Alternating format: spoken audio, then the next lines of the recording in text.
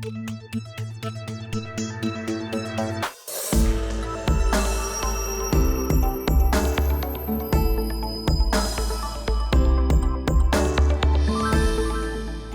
and welcome to the CTM NewsBreak, where we keep you up to date on what's happening right here in town.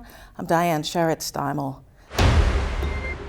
The spread of coronavirus is causing widespread cancellations and closings, and town officials are carefully monitoring this situation. I think it's important that the people in Chelmsford know that here at the Board of Health, we are paying close attention to what is happening. We receive daily updates from both the Massachusetts Department of Public Health as well as the CDC. We do here in Chelmsford have an emergency management director.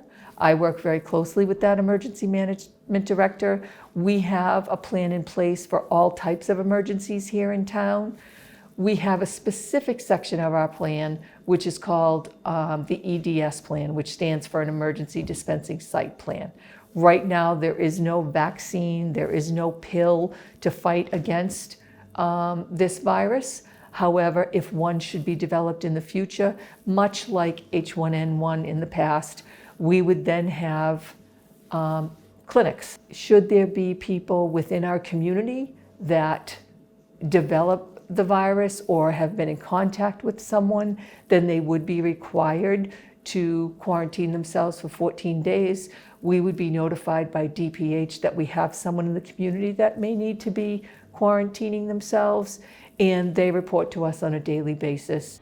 To ensure everyone who wants access to covered coronavirus services has it, the Massachusetts Health Connector has announced that uninsured residents can apply and get health coverage through a 45-day window running until April the 25th. The State Health Connector normally only allows insurance enrollment November through January. Residents who need health insurance can call 1-877-MA-ENROLL. Lowell General Hospital is implementing several measures in an effort to protect patients and staff and limit the spread of the coronavirus. Visitors are now limited to 2 per patient and must be 18 years of age or older. The hospital encourages members of the community to refrain from visiting the hospital or outpatient centers unless they have a scheduled appointment or urgent need. They're discouraging people with upper respiratory tract symptoms and those who have recently traveled to a country affected by the coronavirus from any non-essential visits to the hospital. The global pandemic has also caused notable disruptions to existing travel plans, along with an important choice to make. Should you still travel, or should you postpone or cancel your trip? While some airlines are waiving cancellations or change fees, some travelers are learning the hard way that they can't get refunds, even if they paid for travel insurance. While many cruise ship companies have changed or loosened their traditionally strict cancellation policies, many have opted to give credits to passengers for a future cruise rather than cash refunds. People could cancel their cruise and use it for future credit. What they initiated to every single person that I already have purchased a trip and paid in full, they said up to 24 hours prior, they sent an email showing that you can cancel your cruise if you don't feel comfortable, and you can use that towards a future cruise.